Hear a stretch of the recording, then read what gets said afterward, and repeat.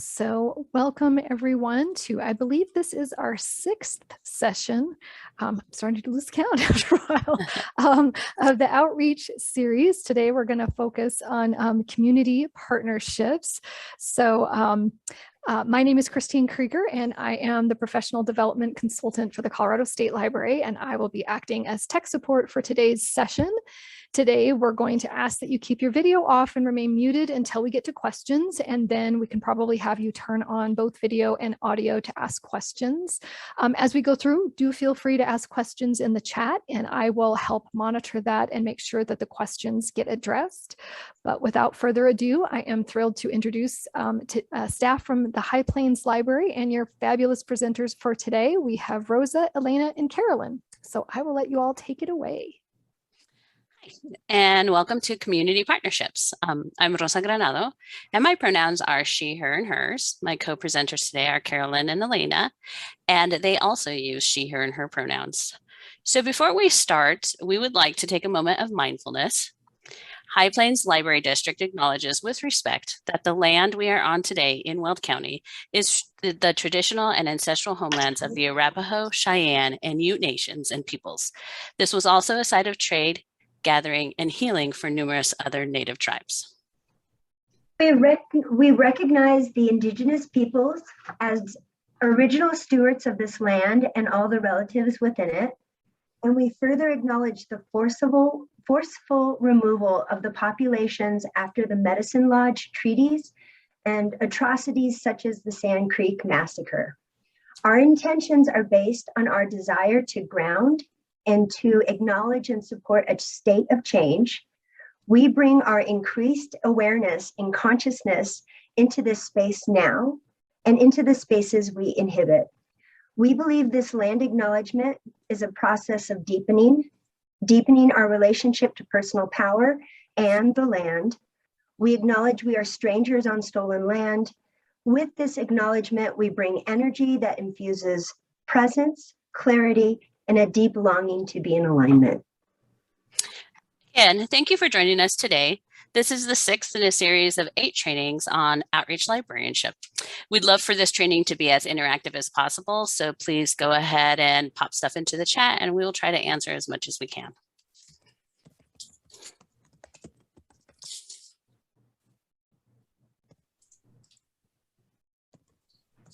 So our agenda for today is we will be discussing why we do partnerships.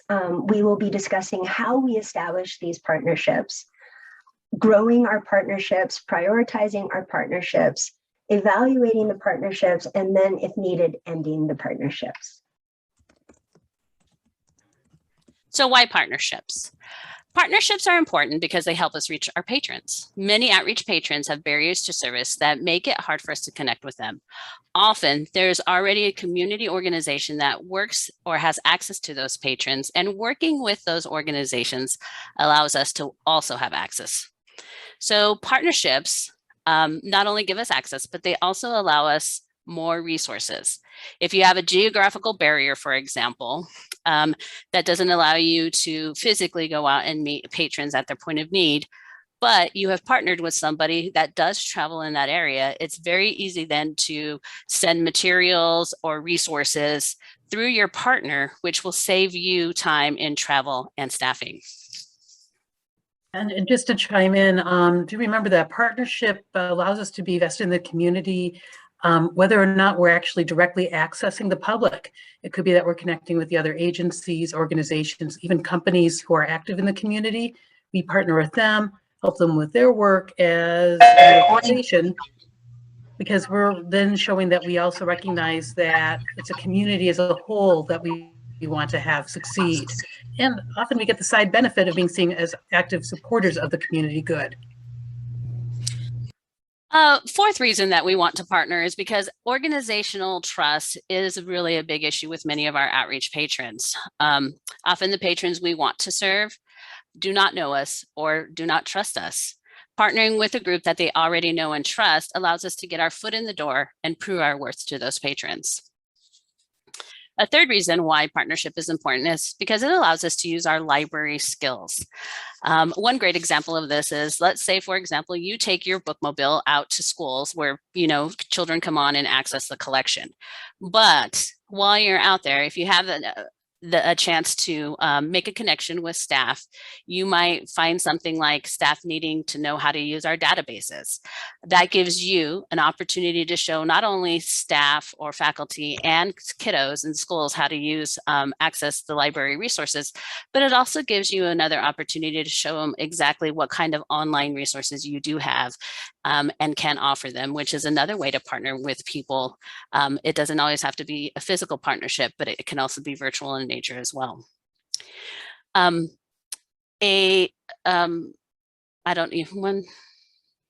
sixth reason why it's important to also partner is that it can save us time.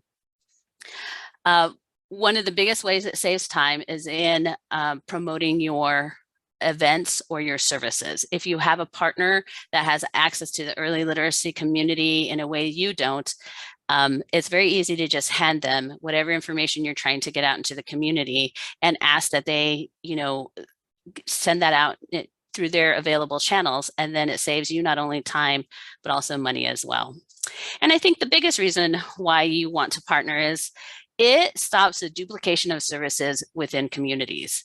So one example of this for HPLD is, for many years, we taught citizenship classes. And while we were teaching citizenship classes, the Immigrant and Refugee Center of Northern Colorado, which was the GRC at that point, they offered similar services.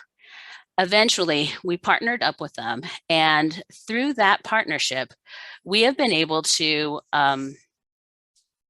define ways in which we can save our resources and apply them in a different way. So instead of teaching citizenship classes now, we partner with the IRC, and through them we've been able to serve our newcomers in a much bigger and fuller way, since we're not in actual classrooms teaching. One example there is, if you look in the picture, you'll see what we call our offsite lending library. This is located at the IRC. It is a point of contact for us that allows us to service our newcomers and give them a fuller library service. It allows us to teach them about what library services in the United States looks like, as well as gives them a nice, comfortable area to get to know our librarians. And again, it helps us with so many of those other issues, like being more vested in our communities, organizational trust. It allows us to share resources with IRC so that a lot of times those community partnerships can service many of these different points. Often with these partnerships, they come about in very organic ways. For example, you might sit on a community board, and through that board, you begin a partnership with that organization in the library. While this is the most common way that partnerships are formed, this can also lack an intentionality that can affect service to traditional outreach patrons. For those of you who attended our first presentation in the series about outreach foundations, you will remember that outreach patrons typically are non-users who are traditionally underserved or face barriers to services. When we create partnerships without intention, those partnerships are often limited by our own internal bias. You are one person, and the chances of you organically providing a holistic web of partnerships that accurately reflect or work with the patrons in your area would be a very rare occurrence. So while those organic partnerships are great, they often do not do our outreach patrons justice. So in order to avoid a situation like that, it's important to approach community partnerships in a very intentional and strategic way. The best way to do this is to define what kind of partnerships you want to make or need to make in order to meet the needs of your patrons and your communities. This occurs by first defining who your outreach patrons are, and then defining the best community organizations to work with in order to meet the needs of those targeted communities. For us here at HPLD, we identify what we call priority populations. This is an acknowledgement that we do not have the resources to serve everyone in our community. So we use data, both qualitative and quantitative, to identify the populations we're going to be focusing on. We reevaluate these populations every 3 years, And once we have our priority populations in place, then it becomes easier for us to define what kind of partnerships we will be needing. A second way of establishing partners is through immediate need found in grant work or community requests. Often, our community partners find us requesting our services. They find us by requesting our services. So when this happens, there's an opportunity to easily establish a partnership that can be mutually beneficial to both organizations, while also being incredibly beneficial to our patrons. Often these partnerships can start off small, but as we work together, we find ways to grow them so that they can have a huge impact for our patrons. Another great example of this with the IRC, which I just spoke about, is over 10 years ago, they simply requested a story time for their in-house daycare center. This eventually led to Every Child Ready to Read trainings for their staff, which led to bi-weekly, hour-long library sessions in their facility that would allow us to serve their patrons with library services. And now 10 years later, we have 2 newcomer librarians who work very heavily with the IRC to provide services to our newcomers. And our partnership has grown to be really quite amazing. Additionally, we have partnerships that are formed out of required grant work. One example of this for us here at High Plains is our Project Build grant that allowed us to create an incredible series of classes. Yeah. Now, those of you who attended the last session heard a little bit about Ready, Set, Create, the program, and the Yes Fest event, both of which were made possible through our partnering with the Space Science Institute to bring engineering as a possible career to basically elementary grade students about 2nd to 5th grade. We did a series of after-school programs in the library. Brilliant, great, fun. However, the target audiences, which were those who were under economic stress, other races and ethnicities than white, and girls, were not necessarily represented in our libraries. So what do? You use your partnerships, you take these things on the road. And Carolyn, why don't you share what you were doing about getting these programs out to the community? Absolutely. Thank you, Elena. So you'll see a picture of me here with some school-aged kids from the Jesus Rodarte Center in Greeley, Colorado. I am sharing with you today my experience with Ready, Set, Create as the outreach librarian in 2017. So we, again, had this partnership that Elena and Rosa were discussing, and we were working with the American Society of Civil Engineers, and especially their student chapter. So these engineers were going into the branches, no problem. It was a little bit more challenging to get them to the Rodarte Center. So what I did was I networked with computer science engineers, and again, bringing in engineers that look like my students at the Rodarte Center. Female, a retired female computer engineer. So it was a great partnership. And through that, I was very lucky to be asked to sit on the Rodarte 40th anniversary planning committee for that celebration coming up in 2019. So I sat on that committee with some City of Greeley folks. And through that committee, I was then approached and asked to join the Martin Luther King Planning Committee. And that is such a neat community event that we have. High Plains is now working in partnership with the City of Greeley, the University of Northern Colorado, and Ames Community College. And what we do is we plan this wonderful event, march and celebration around Martin Luther King's birthday. And then through that, I am very lucky to be working now with 2 great facilitators from our school district. So the Greeley-Evans School District 6 and I are working on doing High Plains First Family Book Club. It's an EDI book club called Widening the Windows.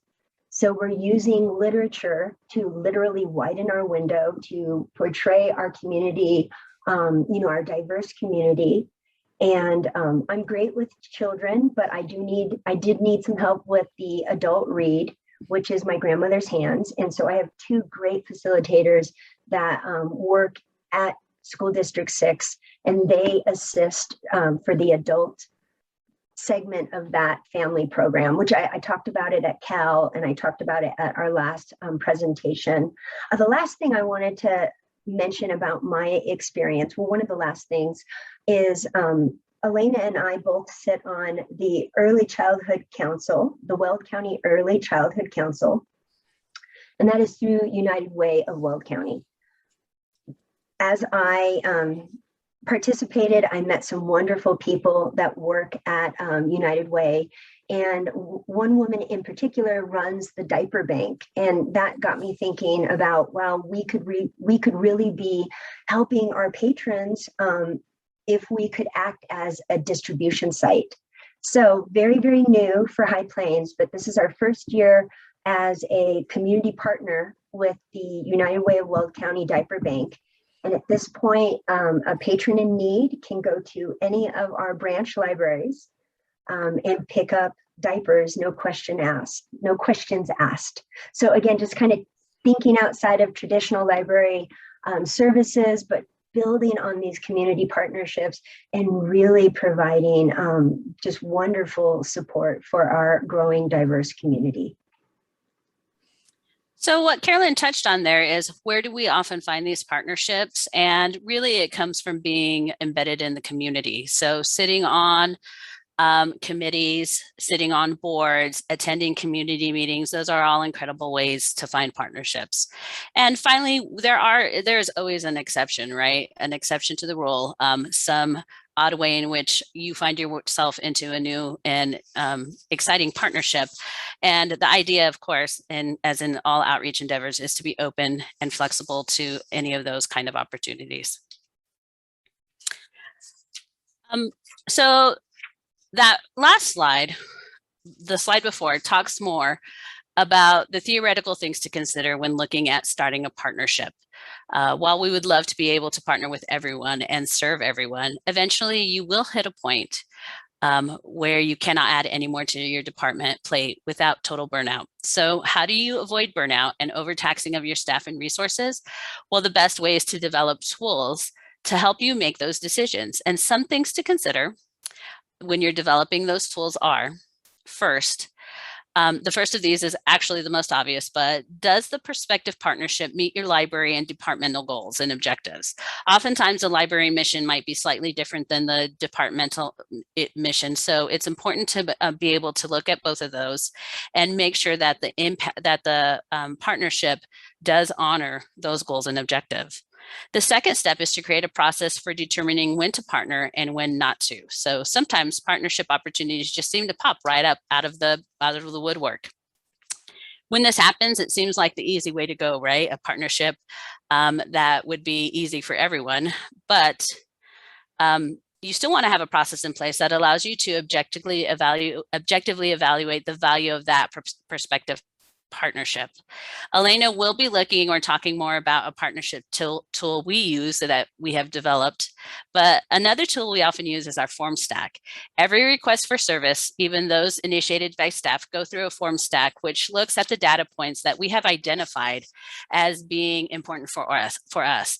Those points include things like physical access to library services, barriers to service, and even something as simple as, is there a safe place for you to offer library services? Or is there an easy place for you to park your vehicles? You will need to define those data points to collect that match your service, your community, and your staff the best. But some common things to consider are, what is the possible impact on your patrons with this partnership? What impact will this partnership have on your staff?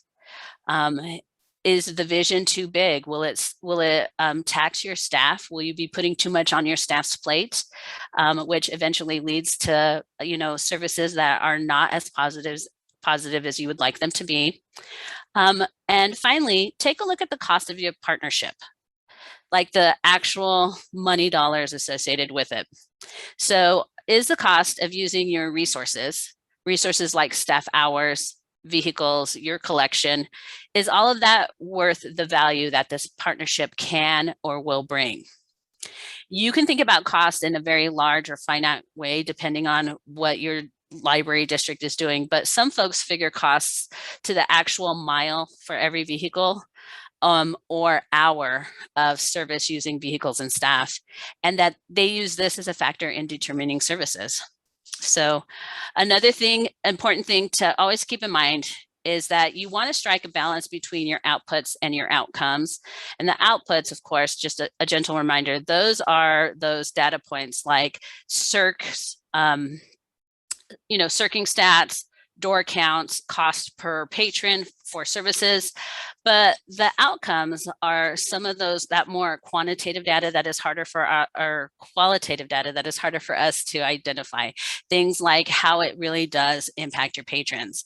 And because in outreach, sometimes our services do cost more per person because we physically have to leave the building and we have to, wrap inside of the cost of those services, also the cost of our vehicles, insurance, and a lot of things that we don't think about when we think about servicing people inside the facility.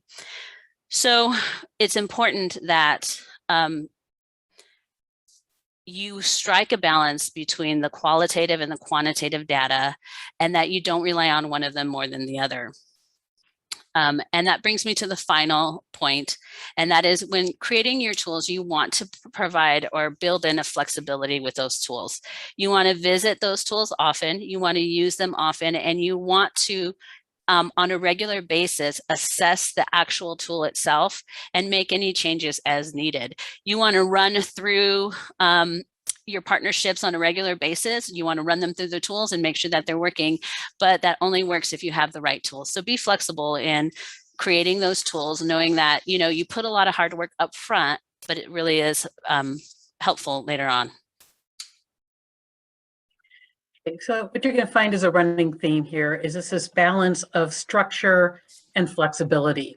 Because if you have a good structure in place, you can be a little more flexible in other areas. So one of the things to look at is when you're growing a partnership, just how formal do you need to be? Because some things are very, very informal. And I'm taking an attempt at speaking on a school and academic perspective. So please correct me, or my apologies if I'm completely wrong. If you're going into a classroom on a certain topic because the teacher or faculty has asked you to do that, that's pretty informal potentially. If you're asked to do it once a year and come in, that's probably more on the semi-formal level. And then if there is a tracked learned skill or an expectation tied to student achievement based on it, that's very formal. On the public library perspective, doing a program for a class or a group, asking to use somebody's parking lot for your vehicle, pretty informal for the most part. If there's going to be multiple sessions, so you're offering a series, you're paying for a booth at an event, that's a little more semi-formal. You're putting in some agreements in place for ongoing interactions. From the public library perspective, again, when you're getting into signing documents of expectation, that there's a memorandum of understanding or intergovernmental agreement or something like that, where you're saying, we all agree that we're going to be doing these things, bringing it to the party for these results, that's very formal. So you just need to be aware of these possibilities and what the impact is. Also, make sure that both parties are in agreement, because one might say, oh, this is very formal, and I was approaching it as a very casual interaction. That's going to cause us problems. So have the conversations up front. That's basically the lesson there. And then be ready to shift things a little bit as needed. And actually, once again, I get to toss the baton to Carolyn, because she has a great example of changing relationships working with the Colorado Early Education Network, or SEEN, and their Head Start program. So Carolyn, it's you again. This is Christine. Can I Thank you, interrupt Elena. just 1 second. Sorry. We had a yeah. question from Brianna. Hopefully I'm pronouncing that correctly. Going back a little bit to handling burnout. So what do you do when maybe one of your staff members has been like the point of contact for several different partnerships and that person leaves? Do you guys have any words of wisdom for kind of picking up the pieces again? Well, yeah, actually, it's yet another tool. So what we do is we try to capture all of our outreach initiatives and all of our partnerships in one central location. And for us, again, that looks like another form stack. So for every partnership that any outreach part or any community partnership that anyone in the library has, we ask that on a yearly basis, they update that information. And so the form itself will ask questions like, what is the organization? Who is your contact to there? What is their contact information? And what is the nature of your partnership? And the form itself does many things. It helps us create a real big picture of what outreach is being done throughout the entire district.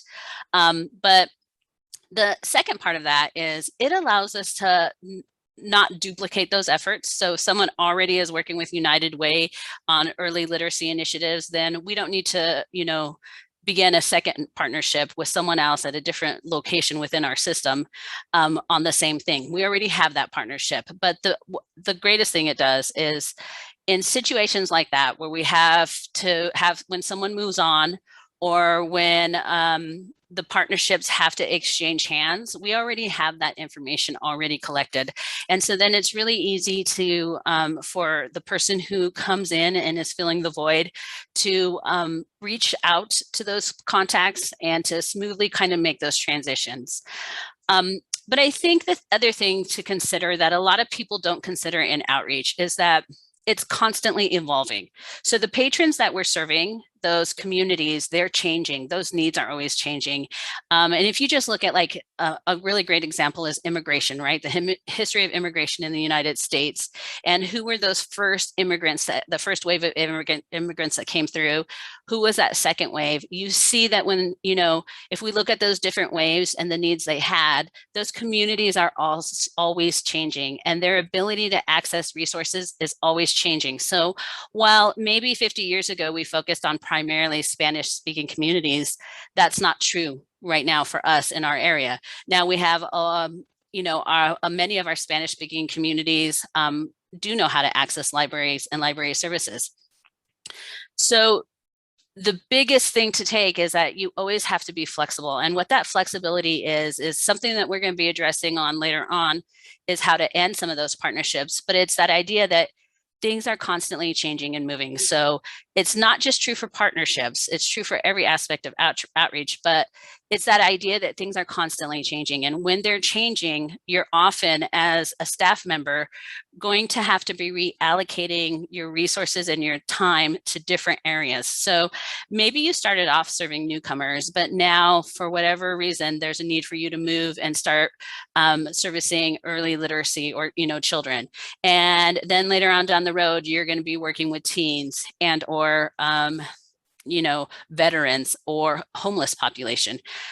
You have to be adaptable and flexible, willing to move and change, and you have to learn how to make those handoffs. So we often have what we talk about like a soft or a hard handoff, right? And those hard handoffs are when you have those unfortunate situations where someone just has to, for whatever reason, step away so quickly that they're not able to introduce the new person to the contact and, help make that connection and bridge between them. But it's important to train your staff how to pick up the pieces when there is a hard handoff. So when they just have to pick something up that has been dropped in the middle, and then also how to train your staff on how to softly hand the ball over to somebody else. But in our district, one of the things that we're finding is that sometimes you just need to shuffle. So oftentimes the librarians will move from focusing on one population of people, one of our priority populations, to then shifting and focusing on a different priority population. And oftentimes when you change those job duties, that addresses that need of burnout. So instead of doing story times, 18 story times in 1 week, they might now be working with seniors and doing tech instruction for seniors, or even just something as simple as lobby stops. Every community has a different need, and with those different needs, you get very different skill sets that you would use, and that constant change and adaptation helps keep burnout at bay.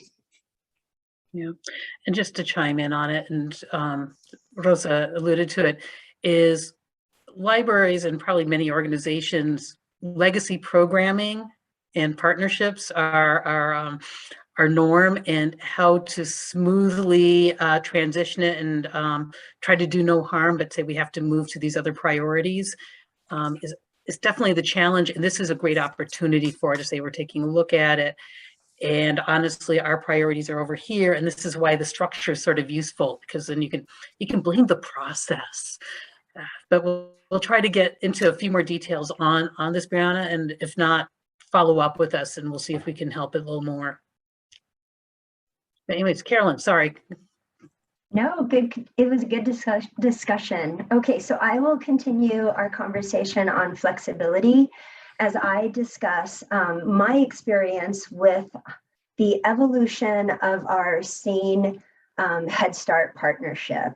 So once upon a time, there was this wonderful outreach librarian by the name of Cindy Welsh, and she was doing a bilingual story time. And Cindy shifted gears and eventually retired. So we're seeing that need to kind of fill in and see where this partnership is going to go. So in 2015, 2016, I was very, very blessed. I'll use that word. I was blessed as a library associate that got to get on the bookmobile with Rosa and go to our one of the Head Starts in Weld County called Plaza del Milagro. And as a library associate, I did 6 story times. I was then hired as an outreach librarian in about 2017, still doing a ton of storytime services with the Weld County Head Starts.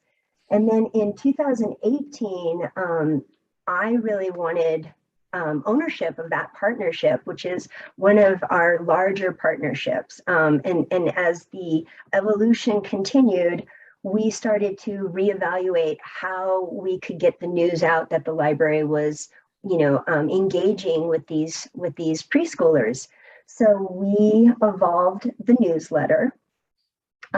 With My Big Mouth, we actually started servicing all of the Head Starts. So we included the early Head Starts. So at this point, we are doing 38 storytime services a month, and we need all the buy-in we can get from our outreach staff. We utilize our early literacy transit van as well as our pop-up vehicle. And we take those books into the sites and they start to check out with us. Then in 2018, 2019, I developed an early literacy spreadsheet, because we wanted to make sure, with all these hands in the cookie jar, we wanted to make sure that we weren't duplicating stories, we weren't duplicating efforts. It was a big deal for us to include these elements in our planners. So you had to have an element of diversity. You had to have an element of a mindful moment. Was it a breathing exercise? Was it some yoga? I'm a big advocate for physical literacy. So there again, we're thinking about bringing these non-traditional literacies to these preschoolers, right? We want to give them as much SEL as we can, physical movement, because that will free up their mind so that when they get to kindergarten, they're ready to, start to learn how to read, right? 2019, I became the outreach librarian that was working with the Greeley Dream Team. And I started working with the Jefferson parent teams. So just a little history here. Those parent teams take their babies and toddlers to Jefferson Early Head Start. So this is great, right? So I was working with the Greeley Dream Team, engaging the teen parents in one class. With that evolution that happens there, we now have 3 days. I now have 3 days that I work with those teen parents. The first day is a traditional, like, why do you want to teach your child early literacy skills? So we do your basic, every child ready to read, with the reimagining school readiness, giving them examples of what I would do as a children's service librarian. We now, on the second day, take them on a field trip to one of our busiest libraries, Centennial Park Library, because that's where everything happens and that place is popping. And so the teens get on a bus and they come to the library where they do like a fun scavenger hunt with us, and they get to know the teen librarian, and CP Centennial Park staff just tries to lure them into the front doors, because we know how hard it is to engage our teen population. And then I'm really proud of this one. On the third time we work with these teen parents, we bring them into the early Head Start and we do a family story time. So because I had worked so closely with the Weld County Scene Head Starts, I was able to, they knew when I was emailing and asking, hey, can we do this? Would this fit your rules and regulations? Can we have this amount of adults in there with this amount of kids? So that is a really, really neat opportunity that we have to be modeling early literacy skills for those teen parents. And nowadays we do a lot of the scene parent meetings. I have a strong group of colleagues that go into the Head Starts. It's not just me anymore. It's a group of us, because, in the very long future, one day I'll be retiring and we'll have to have these procedures in place so that I can very effectively and graciously hand it off to the next outreach librarian that is up for the opportunity.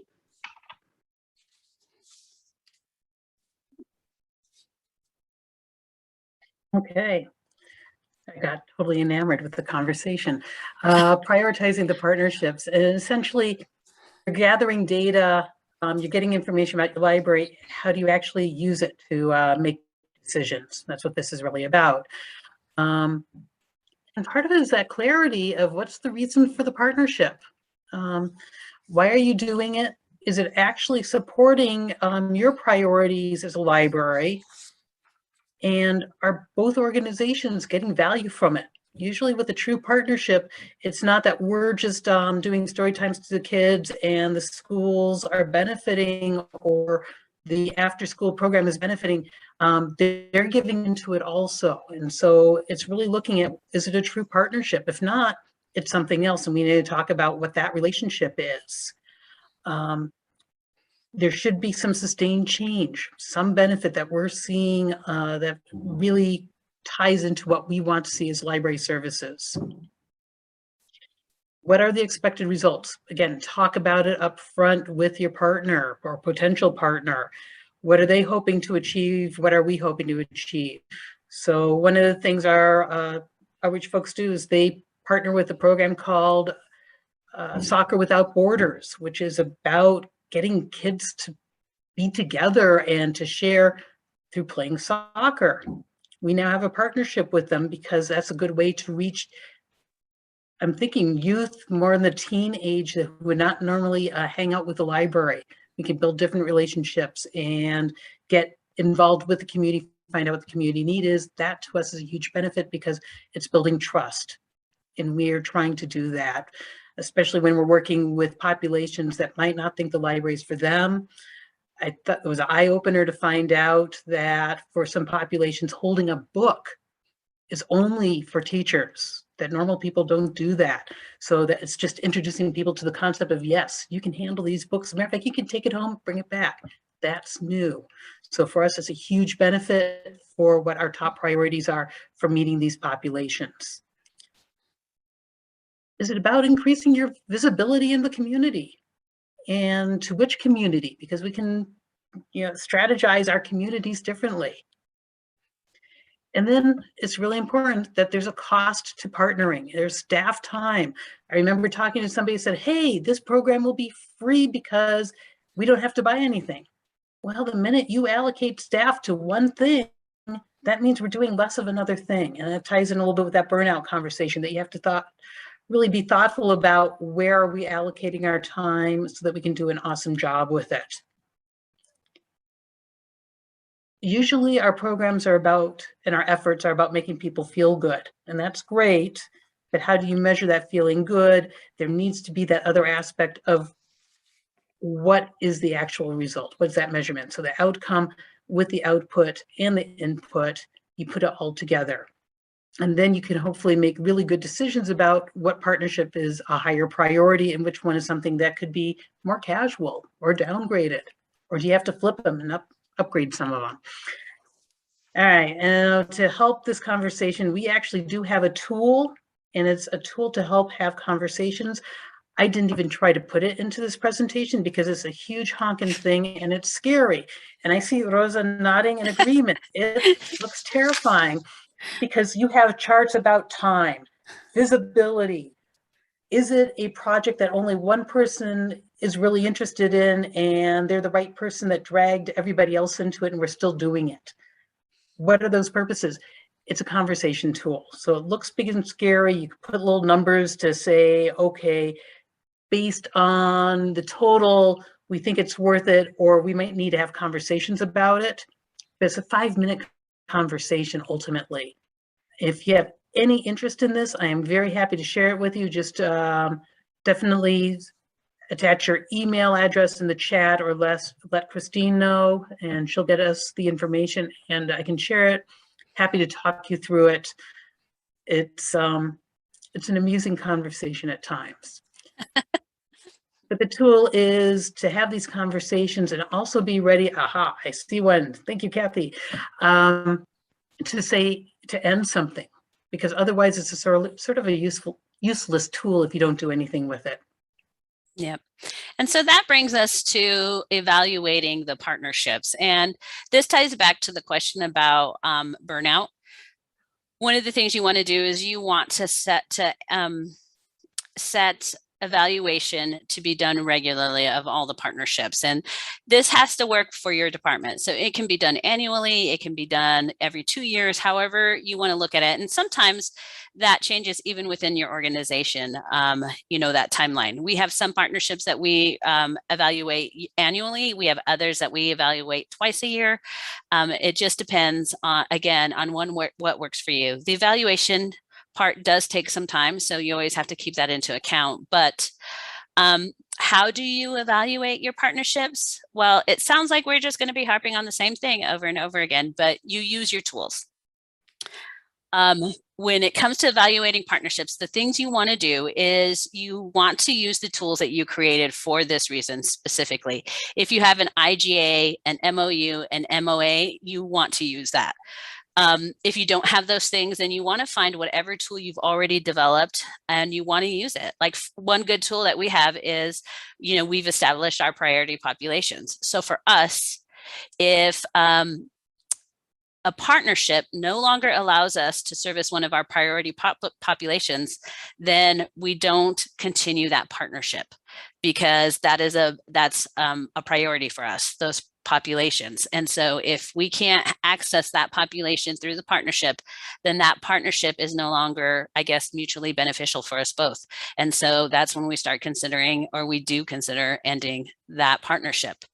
You want to rely on your tools because you've created objective, reliable, and fair tools that allow you to take the feeling and emotion out of the evaluation and instead focus on making objective database decisions. Again, your tool, if you've done it right to begin with, will already balance the output versus the outcomes. The tool that Elena mentioned, the really big one, it does look very big and scary, but it boils down, it leads you through a very simple conversation that isn't as time intensive as you think it might, but it also allows for that balance of the outputs versus the outcomes. So And sometimes there are exceptions. Sometimes the cost per patron is really, really high, but the value of the program outshines that cost. And so you want to make sure that those tools take those kind of things into account. And again, you want your tools to be very balanced, but they're important because they help you do that really hard job of determining what needs to, what partnerships need to end and why. So in creating those tools, just strike that balance and it'll help you in the end. All right. Talking about farewells and endings and all that kind of stuff. You've looked at everything. Despite your preference, it really is time to say farewell to the partnership. But maybe you're not really sure about it. So here's a few more things to consider. Are you partnering because it's tradition? You've always done it. Sometimes we have the tough conversations in the library about story times or summer reading program. Are we really doing it because it's making a difference or because we've always done it and people love that concept? And is that enough reason to spend the time and resources on it? Sometimes the answer is yes. You need to have the conversation so that you can track it and maybe revisit. And if you can put measures in place, that's even stronger. We'll keep it as long as we do this. But then, of course, you have to be true to those measures. And I know I'm really bad about that personally. So I need other people to help keep me honest to it. Is it in alignment with the priorities? Maybe the priorities have changed. And in that case, you do need to say farewell, and it is nicer to say we have to change things or stop for a while because this is our current priority, but let's work together again when we're in alignment again. And again, with the measures, we have some very firm measures. There might be other measures you have in place with your partner to identify whether it is or is not working. And you need to figure out to resolve it, or if you can't resolve it, that's okay, because we can still be friends. Which leads me to this beautiful classic picture of a cow eating grass. I'm just curious, does anybody recognize the picture of the cow eating grass and where it comes from? And go ahead and toss it in the chat if you do. I love it. I'm going to wait a couple more seconds. No picture. So does it look blank? Is that what you're saying? Okay, yes, it does. This classic work of art is care of Sesame Street. Ernie showed Bert this beautiful picture of a cow eating grass. And Bert says, "Where's the grass?" Well, the cow ate it all. Well, then where's the cow?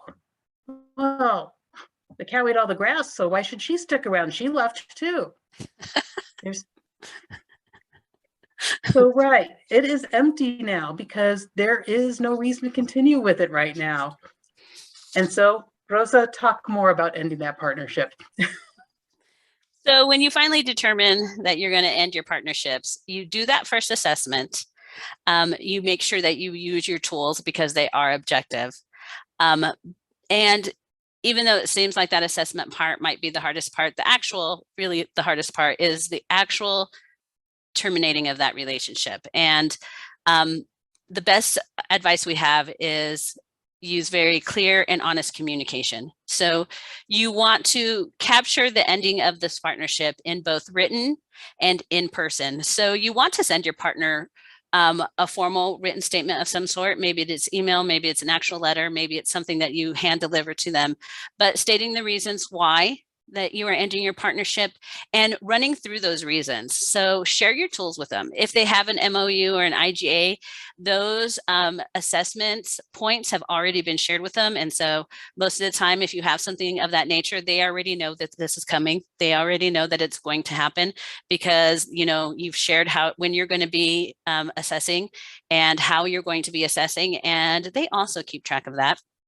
So you want to provide the written confirmation that yes, the partnership is done, but you also want to do an in-person kind of meeting where you have the opportunity to talk about that in person. You want them to be able to ask you questions. You want to share some of the reasons why that you've been able to do that. But the biggest thing about having that open and honest communication is that hopefully it'll leave that door open. You don't want to burn any bridges. So you want to be able to come back to this partnership and possibly revisit it, further along down the road, maybe in a couple of years when the partnership would again be beneficial to both parties and your patrons. So it's not an easy thing to do, but it's very important that number one, you on a regular basis assess your partnerships and that you're willing to end those partnerships, even those legacy partners that you may have been partnering for with years, sometimes even decades. Sometimes they outgrow their usefulness.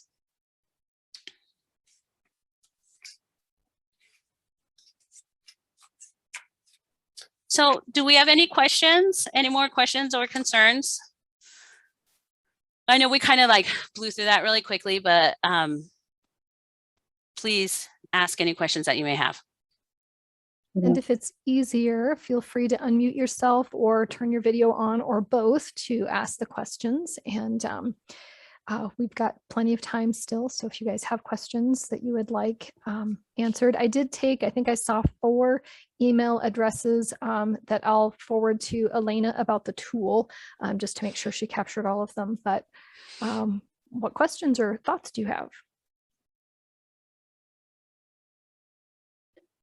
I was thinking about it, just to comment about the tool and why I'm nervous about just sort of sending it to Christine for posting, is people tend to take it as a hard and fast rule rather than as a conversation starter. And I think that's a critical difference, because if you say, oh, the numbers say this, that's all we're going to do about it, or we're going to kill it, that sort of destroys the chance to really have a discussion about saying, are we doing it the right thing, and do we need to change things up a little bit?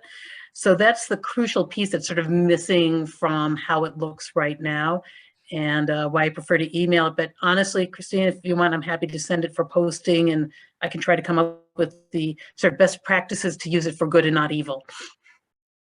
And Elena touched on something really important to always consider in outreach. And if you listen to the data, the presentation on data and outreach, it all is like a big related kind of web. But the important thing is that, I mean, libraries already have tools and assessment tools in place, but typically what we find is that those assessment tools are very much suited for our facilities. They're suited for our branches, and they don't necessarily take into all of the outreach components or aspects. And that's why we often find ourselves creating our own tools, and there's places you can go. If you're a part of ABOS, you can join the listserv. You can ask for some of the ways that they assess their partnerships, their, what assessment tools they use. People will share those. There's such a huge variety of the way people do that. I mean, there are districts that tier their services, and like if you're an organization or a patron that falls on tier 1, then here are the kind of services you get. If you fall on tier 2, here's the kind of services you get, and they spend time upfront developing what qualifies people and or partnerships for each tier. Then there's service matrices. Those are very popular in outreach. Service matrices that take into account those different data points that a lot of people want to collect, like population density, physical barriers to service, cultural barriers to service. If you're really interested in early literacy, age and early literacy opportunities in different communities. So there's a whole host of different ways that you can do that and create those tools. But, the idea is to constantly be striking that balance between those outputs and those outcomes, so that you're not weighing one more heavily over the other. So Brianna has another question. Do you keep up regular communication with partners you have ended a partnership with? I think that really just varies on the partnership and the partnership itself. So sometimes we've ended partnerships and we still run into those organizations when we're out into the community. If you're like Carolyn and you're serving on a board or you're part of community planning teams, then you're still going to be running into those same people. And it often allows for us to reconnect. She talked about that scene partnership quite at length. And that's another good example of a partnership that we've had several times that has, we've created a partnership, we worked really hard, it ended for whatever reasons, then we reestablished the partnership again, it ended again, and then we've reestablished it again. And if you look over the course of that history, not only did we reestablish that partnership, end it, and cycle back through it, but some of those players, big players in those partnerships have remained the same and have worked, with us through the course of those different partnerships. Sometimes it changes, right? But oftentimes it's the same players over and over again. So yeah, we run into a lot of them in our work in the community, and ideally that's what should be happening, because if you're doing outreach work right, then you are heavily embedded with the community. And that doesn't just mean with our patrons, it also means with those other organizations, typically your non-profits that are also working with your patrons. Yeah, another option, because sometimes, once you separate ways, it sort of falls by the wayside because you're not focusing on them anymore. So that shared organization is a wonderful, I'll say, shortcut to stay in contact without worrying about having something formal. We've had a literacy network for a while where people just sort of shared it, gave updates of what's happening, and that's a nice way to just quarterly or something like that, just have that check-in conversation. What's happening? What's new? Have a lunch if you get along well. And Elena answered this in chat, but I just wanted to call out Kathy's question about how much time do you give a program to get going before deciding it's not meeting the goals? And Elena was talking about, sometimes it's X number of sessions to see if it's meeting the goals, or at least to have a discussion. So I just wanted to kind of call that out for folks. And it's a hard call. And again, I suggest that if you are used to working in a facility, a brick and mortar kind of library, then in outreach, we're just going to extend that a little bit. Like when you're working with those populations that have organizational distrust, it can take a while to create the trust. So for example, I'll go back to our partnership with the IRC. When you're working with newcomers, a lot of them don't even understand what a library is or view libraries as part of governments, which they can often distrust. So it takes a while to get over that distrust, to get over cultural barriers, to get over linguistic barriers. So normally you might be out in the community and you might see a patron once or twice before or even on the first time they see you, they'll approach and ask and have questions and maybe sign up for a library card. You're not going to get that same response with some other populations that you might have to have contact with over the course of several months before they are actually ready to initiate a conversation with you. And so it could be months of kind of like wooing your patrons, like being there, seeing you in the same place at the same time, seeing library staff with a friendly, welcoming kind of nature, and just showing them that you are available and willing to help. So it takes a little longer, I tend to think, but the biggest thing is have that conversation. And if you have something that's not working, then again, have the conversation. Why isn't it working? Is it not working because we haven't been publicizing this correctly? Like maybe we're not publicizing it in advance enough, or maybe we're not publicizing it in the correct places. So you go out and you figure out what's going on with that and you try it again, or maybe it's different. Maybe you need to offer childcare during this program so that people can attend, so the adults can attend. But you have to have the conversations, and then you have to be willing to flex your program or your service. And sometimes you have to do it for a while before you realize that maybe this just isn't going to work. Yeah, and give yourself permission that you might say, this is what needs to be in place for it to even have a chance to succeed. And we don't have the capacity, we don't have the partners who can help it work. So it might be, we can't do it at this time. Doing the research and having it and not being able to do it right away is okay, especially if you can go and say, I'm going to revisit it in a year and see if something has changed that we can try it again, or 6 months, whatever. So yeah, that fluid perspective is good, that anything you learn and can track and say, we're learning from it, even if it's a fail this time around, that's good. And I mean, that's another great thing, Elena, because there's so many things like, like when I was an outreach librarian, there were so many things I wanted to do. At that point, we only had 2 outreach librarians. One of them wasn't even full time. And so even though we had these great ideas, things that we knew would work, we didn't have the resources, we didn't have the staff time or, the money, the budget to put into it. So they were things that we had researched, things that we had started to get, and we couldn't get them off the ground. And instead of just walking away from it, we filed those ideas. And then when we had the resources, we jumped right on it. And we've been able to get several grants very quickly to make some of those things happen because we'd already done that research up front. We already knew what we needed. We already knew what we were lacking. And then we were able to say, well, if we had this grant money, then we could fill the gaps in what we're not able to do, and that would allow us to provide these services.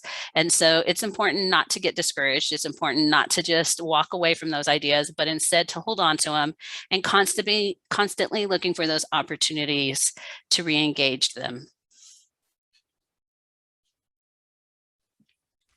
So excellent questions, guys.